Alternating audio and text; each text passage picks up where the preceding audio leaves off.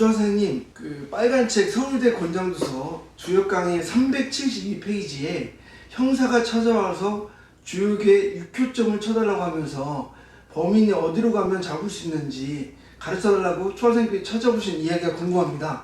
육효점이 무엇인가요?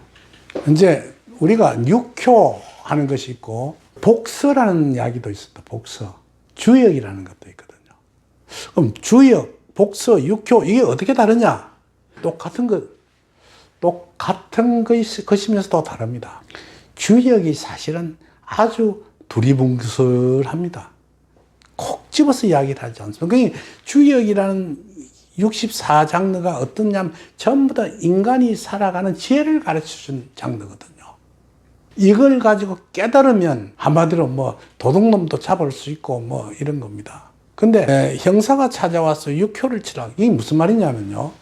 주역이 너무 어려워.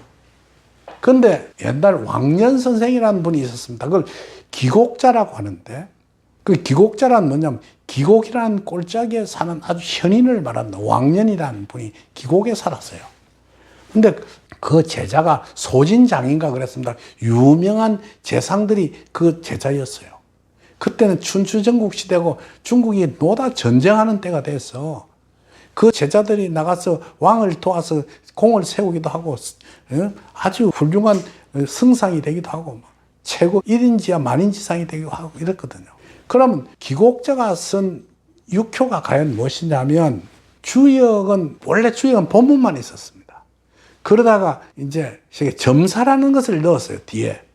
그게 왜냐하면 우리가 태극기 옆에 보면 천택환의 풍수산지에서 음량으로 점을 떨어뜨려 놓은 게 있습니다.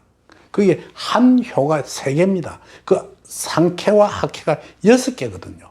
그 6개의 효를 육효라고 합니다. 그 육효에다가 기곡 선생 뒤편에 가면 뭐냐면 거기다 오행을 붙입니다. 긍긍갑자, 자인진, 오신술 뭐 이런 그 쉽게 해서 오행을 붙여가지고 그 나라에 일진하고 보태가지고 음량을 가지고 점을 치는 걸 말합니다. 그걸 복술이라고 합니다. 그러니까 점복자에다가 대중미자 복서하는 서자가 복서를 하는데 서자가 뭐냐면 대중 밑에다가 무당무자를 씁니다. 자, 이쪽으로 한번 보세요. 복서라는 것은 이 점복자가 이렇게 쓰거든. 서자는 이 대죽 밑에다가 무당무자를 씁니다.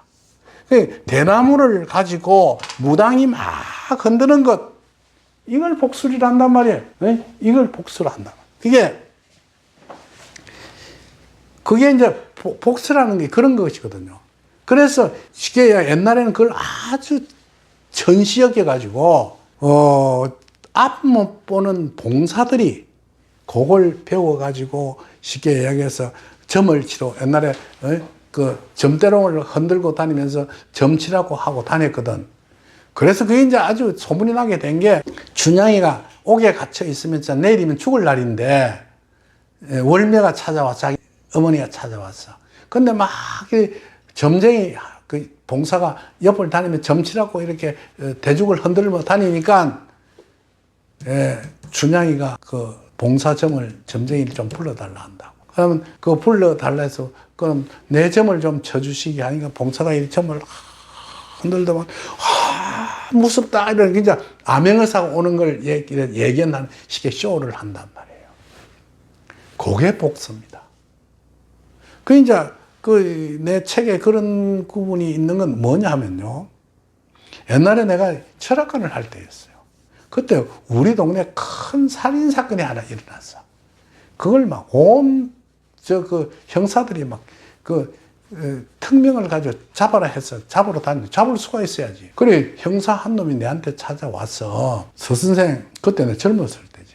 그럼 이 사건이 하나 벌어졌는데 이 살인 강도가 이거 어디로 갔는지 좀 가르쳐 줄 수 없느냐, 점을 좀 칠 수 없느냐 물어보더라고.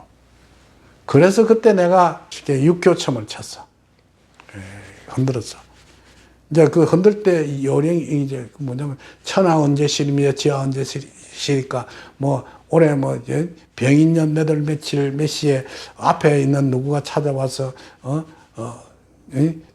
점을 치려하니 하늘이나 땅의 신에서는 요걸 점괘를 내려 주십시오 하면서 흔들면서 점괘를 탁 때린다. 그게 참 별희한 놈 소리가 다 되지. 그걸 떡 쳤어. 그때 하여튼 개상을 딱 보니까 뭐랬나면 청룡이 동했더라고. 청룡새가 동했는데 느낌이 그러면서 거기 동해서 그 위로 치솟는 그런 운이더라고. 그래서 그 풀을 척자라 이러니까 저 형사간다 막 청학동 우리 청학동이라는 동네가 있어. 청학동에 있겠어 이래. 아마 내가 그때 한다는 말이 아마 청학동에 범인이 응거하고 있을 것 같은데 그래 이제 그러니까 거의 20년이나 되는 형사가 되니까 자기 범죄자들의 집단이 있는 데를 알아. 그러고 하는데 그거 가서 한 놈을 잡아가고 막 요새 같은 못하지만 그때는 막 깜빵에 집어넣고 막 두들겨 팼는 거 어쩌든가 자백을 받아내갖고 범인을 잡았어. 그리고 한날은 내보고 좀 나오라더라고. 그래서 삼겹살하고 사주면서 야 선생 그 강도가 청학동에 있는 걸 어찌 알았어요? 그래서 사실은 내가 거의 청룡이 동했다 청학동이라는 소리를 안 했거든. 이 청룡이 동했는다니까 그 앞에 있는 그 형사한테 말 청자를 붙으면 그럼 청학동안 그 보니까 내가 그 청룡이 동해서 상계 위로 올라가더라고. 학이 위로 올라가잖아요. 새가 올라가든.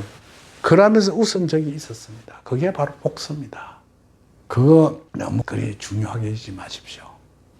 그건 뭐 자다가 소바리 짝기로 맞춘 거고 제일 중요한 건 인생이 살아가면서 그러한 일을 안 당해야 돼요.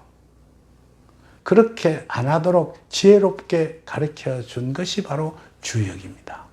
복수는 주역의 하절의 장이요.